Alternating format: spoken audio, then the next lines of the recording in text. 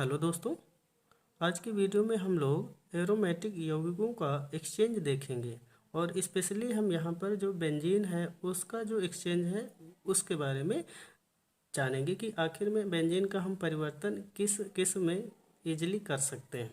तो सबसे पहले यहाँ पर देख सकते हैं कि बेंजीन का टॉलुइन में परिवर्तन किया गया है। तो दोस्तों, अगर हमें बेंजीन से टॉलुइन बनाना है या आपको बेंजीन का परिवर्तन टॉलुइन में करना है तो उसके लिए क्या कर सकते हैं, जो निर्जल एल्युमिनियम क्लोराइड है ये उत्प्रेरक लेंगे और मेथिल क्लोराइड के साथ बेंजीन की रिएक्शन कराएंगे तो हमारे पास में टॉलुइन प्राप्त हो जाएगा। तो निर्जल एल्युमिनियम क्लोराइड की उपस्थिति में बेंजीन की अभिक्रिया मेथिल क्लोराइड से कराने पर टॉलुइन प्राप्त होता है। ठीक है, ये हो जाएगी आपकी रिएक्शन और इसी रिएक्शन को दोस्तों फ्रीडल क्राफ्ट रिएक्शन भी कहते हैं। तो अगर आपसे फ्रीडल क्राफ्ट रिएक्शन क्या होती है इसके बारे में अगर पूछा जाए तब भी आप इसी रिएक्शन का जिक्र कर सकते हैं। दूसरा यहाँ पर एक्सचेंज है कि अगर हमें बेंजीन का एसीटोफिनोन में परिवर्तन करना है बच्चों, ये भी आपकी फ्रीडल क्राफ्ट रिएक्शन ही है। ठीक है, तो एल्युमिनियम क्लोराइड जो कि आपका निर्जल होगा तो AlCl3 की उपस्थिति में बेंजीन की अभिक्रिया एसिटिल क्लोराइड के साथ कराने पर एसीटोफिनोन प्राप्त हो जाता है। तो ये आपका एरोमेटिक रिंग यानी कि बेंजीन है जिसका अणुसूत्र C6H6 होता है। ये आपका एसिटिल क्लोराइड है CH3COCl, इसके साथ रिएक्शन कराएंगे। ठीक है, तो यहाँ पर आपका मुख्य उत्पाद C6H5COCH3 बन जाएगा और एक अणु HCl का भी रिलीज होगा। यहाँ पर आगे प्लस HCl लिख सकते हैं, यहाँ पर भी आगे प्लस HCl लिख सकते हैं, नहीं भी लिखेंगे तो भी चलेगा, लेकिन आप अगर रिएक्शन में HCl प्लस करके लिख के दिखाएंगे तो कोई मुश्किल नहीं है, वो भी आपका सही माना जाएगा। लेकिन ये आपकी साइड में ही इस्तेमाल होती है क्योंकि यहाँ पर फोकस ये किया जाता है कि किसके माध्यम से क्या बनना है, यानी कि मुख्य उत्पाद क्या है इसके बारे में ही यहाँ पर फोकस किया जाता है। थर्ड नंबर पर यहाँ पर दिया गया है कि अगर बेंजीन का बेंजल्डिहाइड में परिवर्तन करना है, यानी कि हमें बेंजीन से बेंजल्डिहाइड बनाना है तो क्या कर सकते हैं। और अगर इस रिएक्शन को अगर हम देखें तो इसको गाटरमैन कोच एल्डिहाइड संश्लेषण रिएक्शन भी कहते हैं। तो अगर आपसे पूछा जाए कि गाटरमैन कोच एल्डिहाइड संश्लेषण अभिक्रिया क्या है तो आप इसी रिएक्शन का जिक्र करेंगे।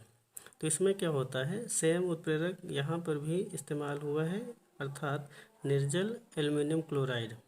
तो निर्जल एल्युमिनियम क्लोराइड की उपस्थिति में बेंजीन की अभिक्रिया कार्बन मोनोऑक्साइड और HCl ये वाष्प के रूप में लेना, इनके साथ कराने पर हमें C6H5CHO जो कि बेंजल्डिहाइड है ये प्राप्त हो जाता है, साथ साथ HCl का एक अणु भी प्राप्त होता है। ठीक है, तो गाटरमैन कोच एल्डिहाइड संश्लेषण अभिक्रिया क्या है, अगर ये आपसे पूछा जाए तब भी आप इसी रिएक्शन का जिक्र करेंगे। इसके बाद में अगर बेंजीन से बेंजल्डिहाइड बनाना है या बेंजीन का परिवर्तन आपको बेंजल्डिहाइड में करना है तो कैसे करेंगे, तो निर्जल AlCl3 की उपस्थिति में बेंजीन की अभिक्रिया कार्बन मोनोऑक्साइड और HCl के साथ कराएंगे तो बेंजल्डिहाइड में चेंज हो जाएगा। ठीक है, इस रिएक्शन को हम दूसरे तरीके से भी समझ सकते हैं कि अगर आपसे कहा जाए कि बेंजीन से बेंजल्डिहाइड बनाइए या आपसे कहा जाए बेंजीन से पहले टॉलुइन बनाइए फिर टॉलुइन से बेंजल्डिहाइड बनाइए, तो यहाँ पर 3-4 तरीके से क्वेश्चन बन सकता है। तो ये भी आप रिएक्शन बेंजल्डिहाइड के बनाने में इस्तेमाल कर सकते हैं, टॉलुइन के बनाने में इस्तेमाल कर सकते हैं। तो इसके बारे में भी अगर हम बात करें तो इसमें क्या होता है कि ये यहाँ तक तो प्रोसेस आपका फ्रीडल क्राफ्ट वाला है, जो फ्रीडल क्राफ्ट रिएक्शन में था कि अगर हम निर्जल AlCl3 की उपस्थिति में बेंजीन की अभिक्रिया मेथिल क्लोराइड से कराते हैं तो टॉलुइन प्राप्त होता है। ठीक है, और इसी टॉलुइन की रिएक्शन अगर हम यहाँ पर CCl4 अगर हम चाहें तो CrO2Cl2 भी ले सकते हैं, अगर चाहें तो हम CCl4 भी ले सकते हैं, इसके माध्यम से क्या करें, जल अपघटन करें। ठीक है, 2 प्रोसेस में आपको या 2 स्टेप में इसको करना है तो हमारे पास में भी बेंजल्डिहाइड प्राप्त होता हुआ दिखाई देगा। तो ये भी आपका प्रोसेस इंपॉर्टेंट है क्योंकि इस प्रोसेस में आप बेंजीन से बेंजल्डिहाइड बना सकते हैं, बेंजीन से टॉलुइन बना सकते हैं और टॉलुइन से बेंजल्डिहाइड भी बना सकते हैं। ठीक है, तो कई सारे यहाँ पर स्टेप हैं जिनमें से अलग अलग प्रोडक्ट भी बनना है, यानी कि नए नए ऑर्गेनिक कंपाउंड भी बनना है। ठीक है, अगला स्टेप है जिसमें से क्या किया गया है कि बेंजीन का बेंजोइक अम्ल में परिवर्तन दिखाया गया है कि अगर आपको बेंजीन से बेंजोइक अम्ल बनाना है, यानी कि बेंजीन का परिवर्तन बेंजोइक अम्ल में करना है, तो इसके लिए क्या करना पड़ेगा। तो यहाँ पर भी इतना आपका स्टेप फ्रीडल क्राफ्ट वाला है, जो कि फ्रीडल क्राफ्ट रिएक्शन में हुआ था। तो निर्जल एल्युमिनियम क्लोराइड की उपस्थिति में बेंजीन की अपक्रिया मेथिल क्लोराइड से कराते हैं तो टॉल्यूइन बन जाता है, यानी कि C6H5CH3। अर्थात एरोमेटिक रिंग में अगर CH3 लगा देंगे तो टॉल्यूइन बन जाएगा। अब इस टॉल्यूइन का हम एल्कोहलिक KMnO4 के माध्यम से रिएक्शन करवाएंगे फर्स्ट स्टेप में, और फिर इसको H2SO4 के माध्यम से रिएक्ट करवाएंगे तो हमें बेंजोइक अम्ल प्राप्त हो जाएगा, जो कि आपका C6H5COOH के नाम से जाना जाता है। तो अगर आपको बेंजोइक अम्ल बनाना है वो भी बेंजीन के माध्यम से, तो 2 स्टेप इसमें दिखाने होंगे। आधा आपका स्टेप तो फ्रीडल क्राफ्ट अभिक्रिया वाला है, और फिर इसमें क्या करना है कि KMnO4 और H2SO4 के माध्यम से रिएक्शन कराने किसकी, टॉल्यूइन की, तो फिर हम बेंजोइक अम्ल प्राप्त कर लेंगे। इसी का सेकेंड पार्ट समझ सकते हैं, या इसी रिएक्शन को दूसरे तरीके से अगर आपको बतानी है, या सेकेंड प्रोसेस बेंजीन के माध्यम से बेंजोइक अम्ल प्राप्त करने का है, तो यहाँ पर क्या करना है। सबसे पहले हम बेंजीन की अपक्रिया निर्जल एल्युमिनियम क्लोराइड यानी कि AlCl3 की उपस्थिति में कार्बोनिल क्लोराइड से कराएंगे।